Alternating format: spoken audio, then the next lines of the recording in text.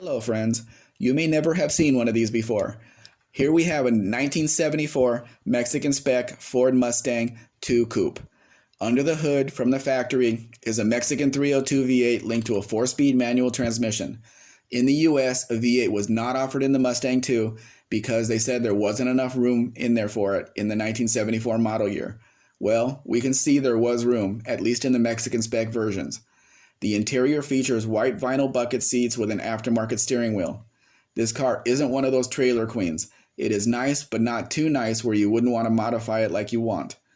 The car will need a decent set of wheels and tires, or just a set of factory wheel covers. All eyes will be on you at your local car show. Be the only person in your area with a factory V8 1974 Mustang II. If you have any questions about the importation process, I will be happy to answer them.